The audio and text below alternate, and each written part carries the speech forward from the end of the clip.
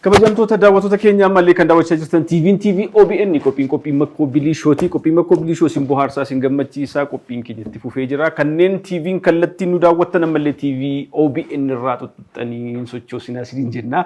Qophiin keenya sin bohaarsaa sin bashannansiisa. Odeeffannoo isin kenna daawwadhaa. Akkanumallee warreen TV'n nu daawwachuuf yeroo argatiin tola YouTube keenya makkoo bilishoo jedhu seentanii qophiilee keenya kanneen darbanis qophiilee keenya amma tamsa'aa jiran kanas daawwadhaa irraa buhaaraa odeeffadhaa isiniin jennaan Taamiraat Addaamuutii keessummaan koo ammallee torban kana sooshaal miidiyaa kanarra bakkas sosocho'aa kan ture yaada tokkotu ture yaadi kun anallee baay'ee impress na godhe baay'ee natti dhaga'ame egaa keessummaan keenya kanan darbanis waa'ee haadhaarraa haasaa turre haatii egaa kabaja ulfinaa gatiin haadhaa kaffalamee yookaan immoo maallaqaan tilmaamamu miti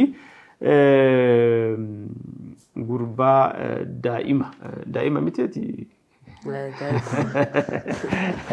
Khalidtu na bira jira Khalid tibba kana sooshaal miidiyaarra waa'een bal'inaan socho'aa ture anallee baay'ee garaana tuqee baay'ee natti dhaga'ame jennaanii barbaadee dhumanii bibilbileessi argadhe addee misraansi galatoomii fayyaa ta'a waan dhuftaniif natti toleera mee bal'inaan waan tibbana uumame kana natti mi Khalid sirraan jalqabaa maaltu ture akka harmeen kee boqotan inni odeeffadhe ati immoo mee natti mi waan ture harmeen koo gaafa 11 boqotte ayyee gaafa 11 kan boqotte san gaafni 11 guyyaa qormaata kiyyaatti wajji walirra dhufe ayyee osoo qormaatinnis guyyaa 11 osoo isinis osoo hin boqotin dura ani ishee biraan ture ishee biraan taa'ee ture bakka akka duutu itti dhaga'amnan akka itti bakka dhaamsa naa dhaamtee turte jechuudha akka itti rakkoon feetillee yoo suqunnamte barumsa kee addaan hin kutinii qormaata keetis qoramiinaan jette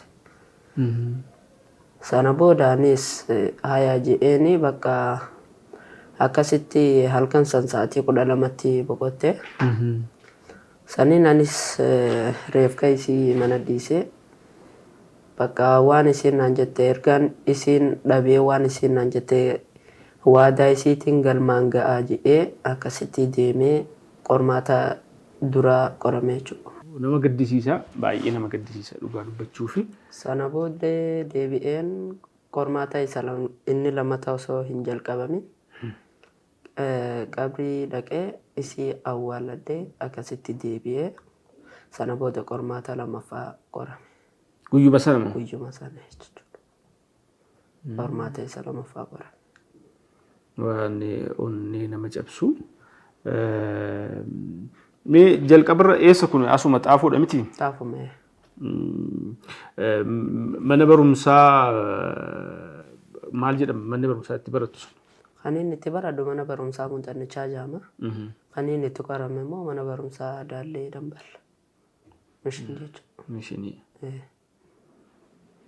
Hedduu nama rifaasisa gaa sooshaal miidiyaa kanarra hedduu deemaa ture namoonni si beekanillee namoonni si beeknillee kallattiin bilbilaan eeruunaa kennaa ture mucaa kana barbaadii mee waan uumamee afaanuma isaarraa dhageenya jedhanii odeeffannoo kennaa turanii mee jalqabarra maal ture yaalamaa turanii haati kee kun maaltu mudate? Dhukkubni ishee dhukkuba iitii jedhamu tokko iitii beekuun hubanne isa qabdee turte gaaf tokko osoo deemartu karaa mana keenyaa san diishii tokko jira ka bishaan akkasitti yeroo gannaa keessa darbe jechuudha diishii saniin osoo wantaan deemaa jirtu baadaan osoo deemu jirtu kufte diishii san keessa jechuudha garaan kufteeti yogguu garaan kufte san dhukkubni san bakka garaan san hedduu dhukkubee halkan san baay'ee dhukkubee san booda xeenaa xaabiyaa geessine xeenaa xaabiyaa geessine riivar noo barreessan Minilikitti jechuudha achitti gaafa sana bakka Minilikitti dabarsanii bakka hanga wanta ta'anii jaanii qoricha adda addaatiin yaalaa turanii gaafuma halkanuma sana wanta godhan halkanuma sana operaasyoona godhanii sarjarii jechuudha. Halkanuma sana operaasyoona godhanii san booda akkasitti baasanii algaa qabatte.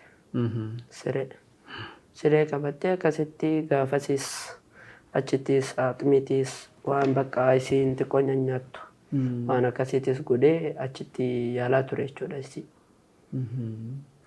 Obbolaan qabdu suma qofaa? Ni jira obbolaa lamaan qaba. Tokko hammaati tokko immoo har'a eebbifamaa keejidha. Eebbifamee xiqqaa roobsan jaama maqaan isaa. Hedduu nama gaddisiisa nama rifaasisa.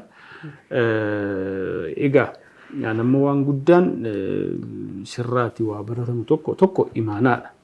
Imaanaa harmee keetii galmaan ga'uudha. Lammaffaa immoo cichoomina egaa jireenyi ittuma fufaami. Cichoomina ati qabdu kanneen biroo fi barnoota ta'a. Ijoollee amma barnoota gara dhumaarra jiranii fatanaa kan qormaata gara dhumaa kana fatanamaa jiraniiti qoramaa jiru. Isaanii fakkeenyallee ta'uu danda'a waan akkasii jennee dhuma yoo gara miidiyaatti finne hin badu daa'imni yookaan ijoolleen ammallee qormaatarra jirtu kun boriftaan rakkoon akkasii yoo mudatillee dandamachuun akka danda'amu sirraa baruu danda'u yaada jedhu yaada barsiisaa yaada nama hubachiisu ta'uu mala jenneeti. Amma miidiyaa hawaasaa kanarra bal'inaan jira waa'een kee kun. Hawaasa si daawwatu hawaasa si ilaalu maal jettame ati rakkoon kun si mudatee akkamitti akka dandamattee boriftaan maal gochuu qabu ijoolleen akka kee kun yoo rakkoon akkasii uumame? Gaaffii bareedaadha. Barattoonni akka kiyyaates yoo rakkoon akka kiyyaa kun qunname gaafuma qormaataatis ta'ee gaafa barnootaatis yoo ta'e akka waanuma godhamuu qabu waanuma raawwatamuu qabu ka raawwatan jechuudha kanneen jechuu barbaadu. Tole akkam namni egaa hawaasni hedduun bakka inni itti argamu adreesii isaallee nu barbaadaa hin gargaarraa mucaan kun deeggaramuu qaba yaadni jedhamu jira. Gargaarsi si godhamaa jiru jira amma? Ammaaf gargaarsi naa godhamaa jiru ni jira. Baay'ee gaariidha. Gara adda misiraatti dhufa. Dursee baga wal agarra jedheera.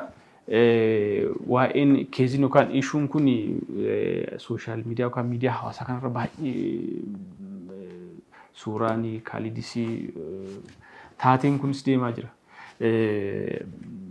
Kutaa magaalaa keessan keessattidha waan akkasii kun kan mudate. Mee akkamittiin ilaaltan isin akka egaa kominikeeshinii kutaa magaalaa laga xaafoo laga daadhiitis asuma wal baraa deemnee mee waan taatee kanaaf akkamitti waan kana maanis gootan? Egaa barataan Kaalid jiraataa kutaa magaalaa keenyaati. Kutaa magaalaa Eekkaa Xaafoo jechuudha. Taateen kunis kan raawwate magaaluma keenyatti. Kanaaf guyyaa haati isaa duutu ani ollaa isaatis jechuudha. Barataan Kaalid ollaa isaatis barataan Kaalid hiriyaa ijoollee kootis. Mucaa koo hangafa waliin hiriyaadha. Safara keessa kubbaa fa'aa waliin taphatu yeroo barumsaa deebi'an jechuudha. Ani itti gaafatamummaa isa kan waajjiraa caalaa safarastis ol beekna waan ta'eef gaddisaa kun baay'ee onnee na cabsee haadha isaatti dhiyeenyaan hin beeka. Haati isaa baay'ee nama cimtuu turte. Abbaa manaa malee ijoollee kana daldaltee suuqii xiqqaa qabdi turte. Xaartee guddifatte jechuudha baay'ee ijoollee kanatti laffaate. Haa ta'utii dhukkubni sii muddate kun yaalamteetti yeroo dhukkubsattus namuma safara keenya jiru sanatu deeggarsa walitti buuseeti kan yaalchisan jechuudha.